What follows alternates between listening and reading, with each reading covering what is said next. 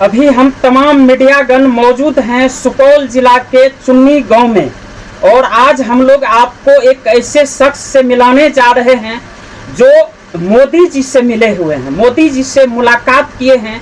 चुनावी जनसभा के दौरान जब मोदी जी अररिया के फॉरबिसगंज आते हैं तो वहां पर मोदी जी से ये शख्स जो है मिलते हैं और आप लोगों को तस्वीर भी दिख रहा होगा कैमरे के सामने में।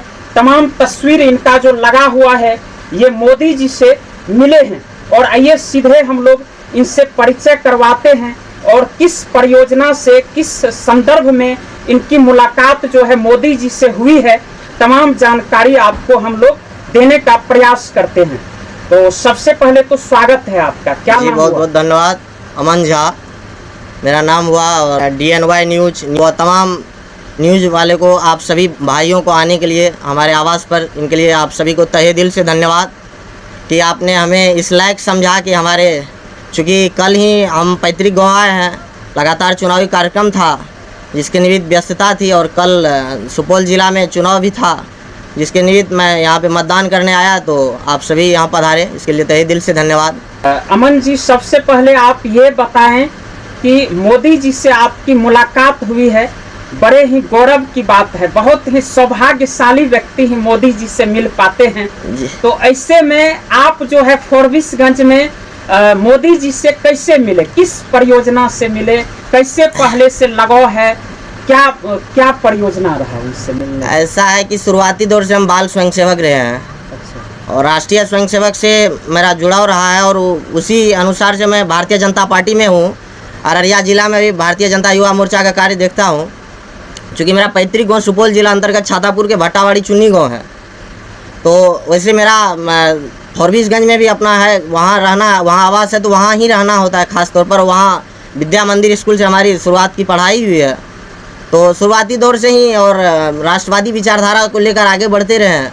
तो तमाम श्रेष्ठ जनों का उनका धन्यवाद करता हूँ जिन्होंने मुझे इस पात्र समझा कि जी। तो अमन जी, आप जो हैं मोदी जी से मुलाकात किए, ये कब मुलाकात किए हैं, कब मोदी जी आए हुए थे? फॉरबिसगंज में हवाई अड्डा मैदान में 26 तारीख को मोदी जी का आगमन था।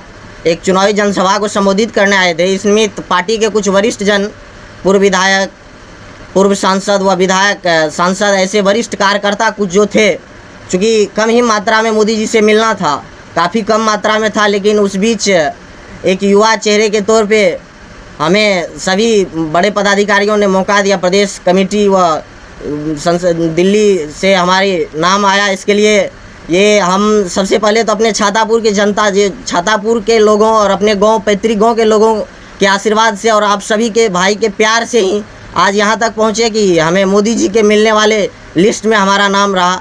और तत्पश्चात हमारी मोदी जी से मुलाकात 26 तारीख को, 26 अप्रैल को मोदी जी का आगमन था फॉरबिसगंज हवाई अड्डा मैदान में।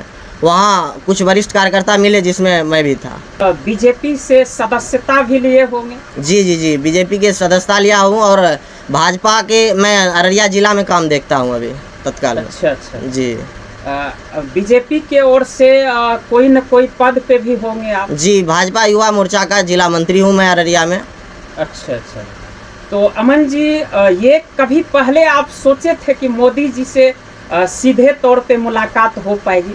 ये एक तरह का कह सकते हैं कि दिवा स्वप्न था मेरे लिए। अच्छा। हमने सोचा नहीं था कि मुझे इस उम्र में देश के यशस्वी प्रधानमंत्री, वह विश्व के सबसे लोकप्रिय नेता, हम सब के अभिभावक, जिनका सानिध्य से भारतीय जनता पार्टी आज यहाँ तक पहुँची है, उनसे मिलने का सौभाग्य मुझे इस उम्र में मिलेगा। मैं बताने, हमने आदरणीय प्रधानमंत्री जी को भी इस बात से अपने परिचय के बाद यही बात कहा था कि आज आपसे मिलकर दिल बाग बाग हो गया है, ऐसा लगता है इस युग के युग पुरुष से मिला हूँ।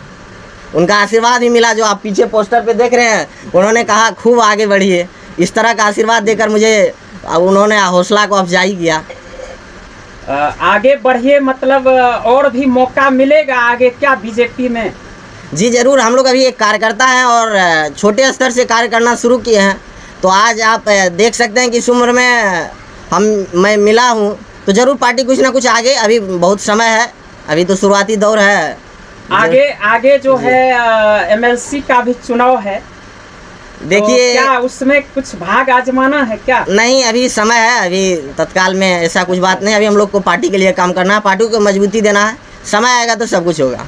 अररिया में बस कल ही चुनाव हुआ है, एक रोज पहले। जी जी जी 7 मई को। जी। तो आप लोग लगातार जो है चुनाव प्रचार प्रसार भी किए होंगे अपने क्षेत्रों में। जी। क्या लगता है अररिया से? अररिया ही नहीं, सिर्फ अररिया नहीं, अररिया, सुपौल सहित कल 5 जगह पे चुनाव हुए हैं। 5 जगह पे एनडीए गठबंधन ऐतिहासिक जीत दर्ज करेगी, विश्वास दिलाता हूँ। चूँकि आप अररिया की बात किए, हाँ सच्चाई है कि इस 5 जिले में 5 लोकसभा में अररिया ही एक ऐसा लोकसभा है जहाँ बीजेपी, भारतीय जनता पार्टी का कैंडिडेट था, हमारे भाई प्रदीप कुमार सिंह जी थे। और विश्वास दिलाता हूँ उनका कम से कम 1.5 लाख प्लस वोट से जीत होगी।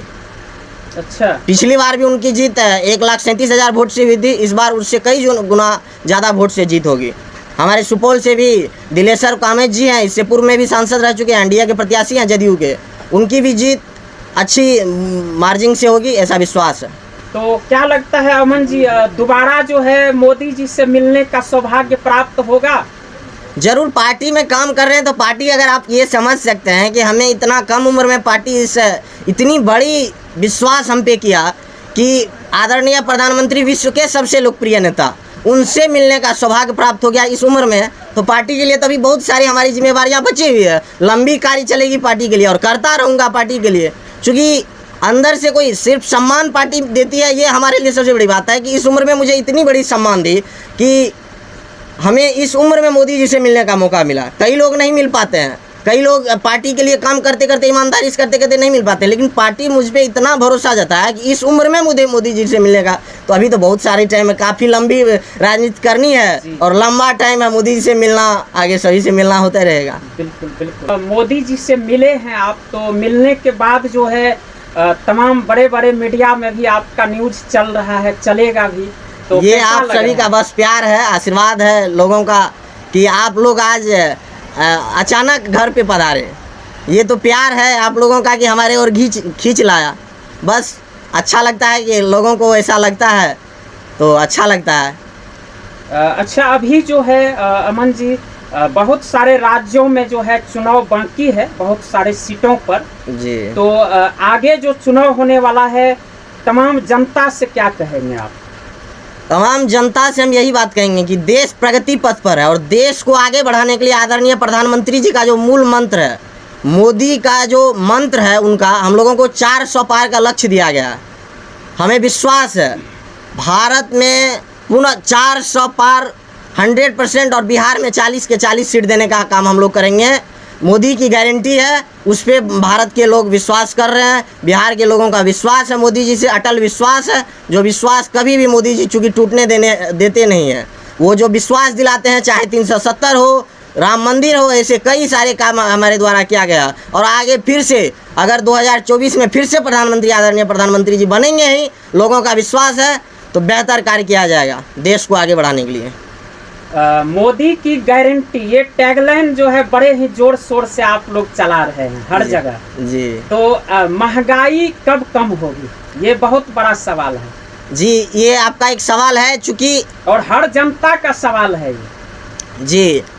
चूँकि महंगाई आप जैसा बात कर रहे हैं, तो कुछ सामान ऐसा है जो कि दूसरे देश से आते हैं, तो उस पर हमारे सरकार की पूर्ण रूप से नज़र है। चूँकि आप देख ही रहे हैं लगातार कोरोना में देश का किस हालत, और आज भी हमारी सरकार के द्वारा 5 किलो अनाज दिया जा रहा है, तो हर दिशा पे नज़र है, सब धीरे धीरे सही हो जाएगा। अच्छा अच्छा, तो 10 साल तो मौका मिला, इस बार अगर आते हैं तो 15वां साल में जाएंगे जी। तो क्या लगता है कि कितना समय चाहिए? आपकी देखिए, आम जनता का जो पहला मुद्दा है वो महंगाई है, और महंगाई पे जो है बहुत ही कम नेता बात करते हैं। जी, हम मानते हैं कि महंगाई मुद्दा है, लेकिन एक बात बताइए कि आज से पहले आप का इनकम, घर के इनकम 10,000 हुआ करता था, आज एक नॉर्मल इनकम हो गया 25,000 30,000, तो आपकी आमदनी जो बढ़ रही है तो खर्च भी बढ़ती है। महंगाई थोड़ा बहुत बढ़ी है, जिस पे कि सरकार की नज़र है, उस पर भी काम होगा और सब सही हो जाएगा। अभी पेट्रोल का दाम कुछ दिन पहले भी घटा, गैस का दाम 200 रुपया घटा, तो धीरे धीरे सब सही हो जाएगा। तो चलिए, ये थे हमारे साथ में बीजेपी के अररिया जिला से युवा प्रकोष्ठ के जिला मंत्री अमन कुमार जी, और इन्होंने जो है बीते 26 अप्रैल को जो मोदी जी अररिया के फॉरबिसगंज चुनावी जनसभा को संबोधित करने हुए आए हुए थे, वहां पर जो है सीधे तौर पर इनकी मुलाकात जो है मोदी जी से हुई है, और उसके बाद से लगातार जो अमन जी का खबर जो है तमाम सोशल मीडिया में चल रहा है। बाकी आप लोग इनको लेकर क्या सोचते हैं, कमेंट बॉक्स के माध्यम से अपना राय विचार जरूर रखिएगा। धन्यवाद।